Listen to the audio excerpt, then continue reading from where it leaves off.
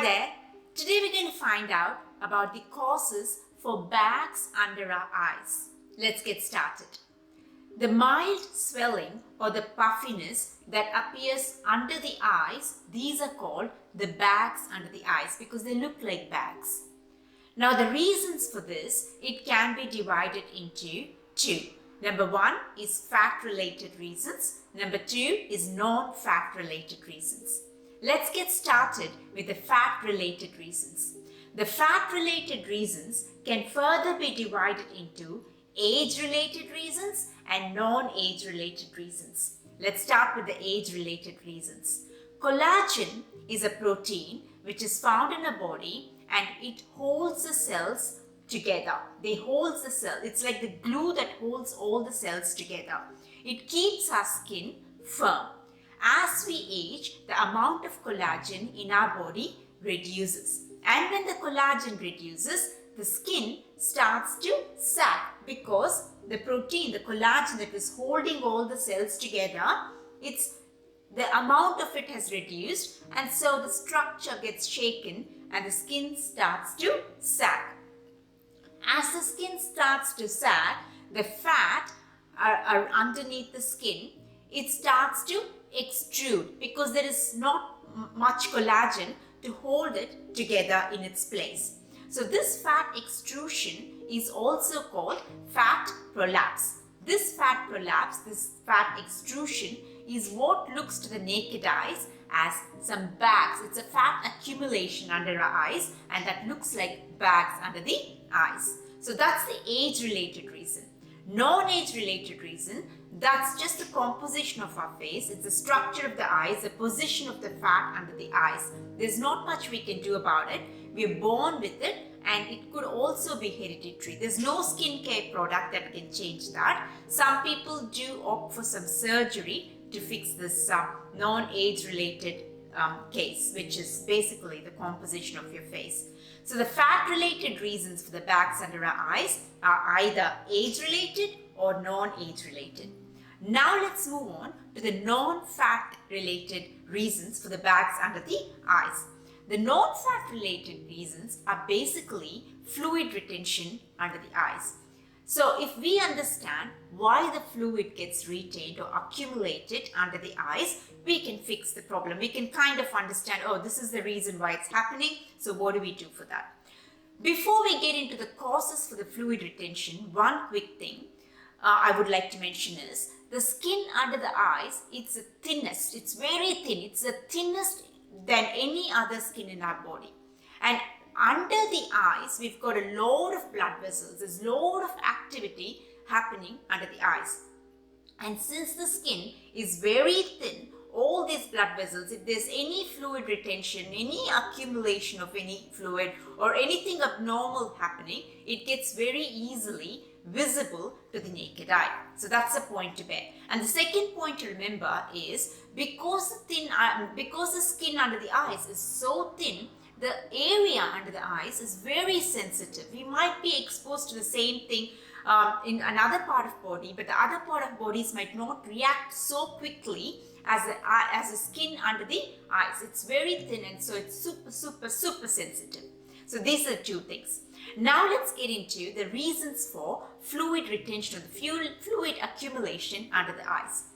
Number one is sodium, salt intake. So if we are taking more salt than what our body needs, then fluid gets retained under the eyes. What actually happens is sodium, it clings on to the water molecule.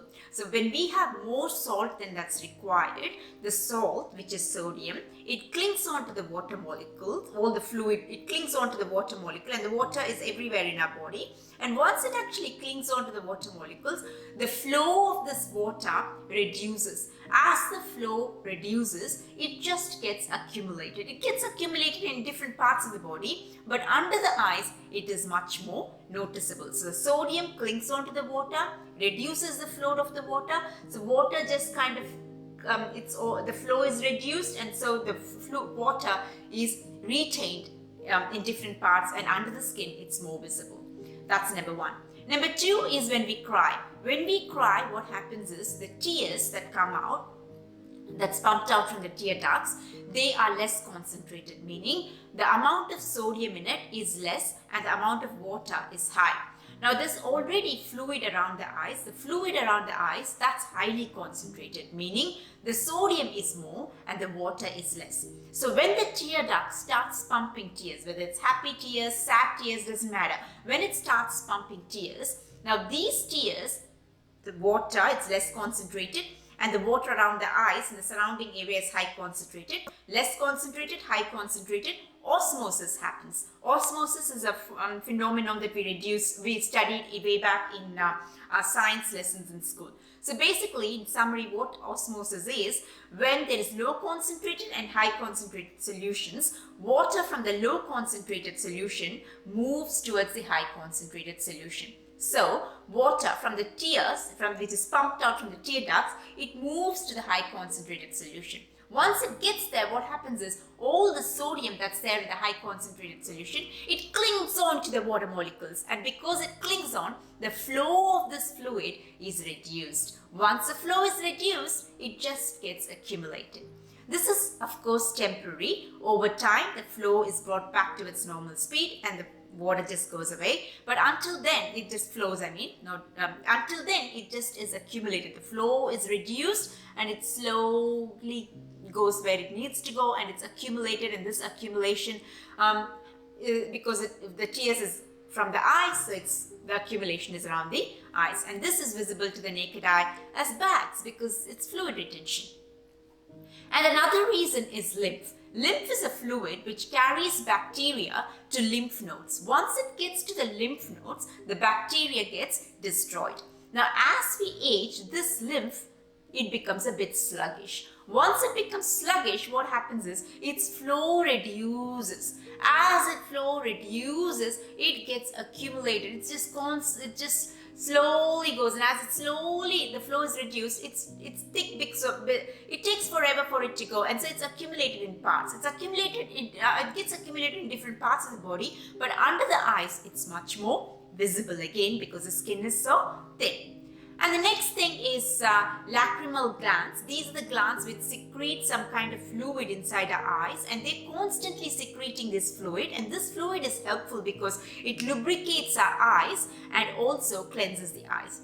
But when we are sleeping, it still continues to secrete this fluid, but there is not much job for this fluid because our eyes are closed and we're sleeping. So this fluid gets accumulated when we wake up. So when we wake up in the morning, we notice that our eyes are puffy, and it's because of this fluid that is constantly being secreted, but in the night time doesn't have much work to do, so it just gets accumulated. Again, this is temporary. During the course of the day, it'll all just be back to normal.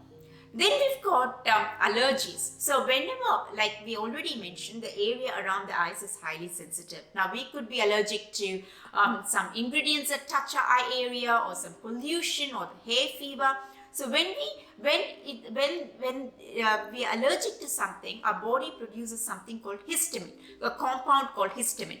And this histamine, it makes the capillaries, fluid to come out of the capillaries. And once the fluid comes out of the capillaries in our body, these fluids get retained, they get accumulated. And again, under the eyes, it's much more visible. Under the eyes, cause of allergies are also higher because it's much more sensitive. So this is another reason. And then when we're using cosmetics, we could be allergic to certain ingredients in the cosmetics. So that could also be causing some kind of inflammation, and inflammation is nothing but swelling under the eyes. So that's it. So these are the two main reasons. One is the fat-related reason, which is collagen and the structure of your face. And the other one is a non-fat related, which is a fluid retention, which are all the various reasons that we just spoke about. Now, finally, a disclaimer is there could be other reasons, like medical reasons like thyroid, but that's not something we can cover in this video. That's a medical reason. So this is purely for skincare. So that's about it. If you like this video, please hit the like button below and subscribe to our channel. And if you would like to, at skincabin.com, we decode skincare. So head on to our website and see what we do. You can type in the name of the product and we'll tell you what all the ingredients in that product do. And we've got lots and lots of guides as well there. So pop in there, skincabin.com, and please do give this video thumbs up if you liked it, or subscribe to the channel. Bye for now. See you in the next video.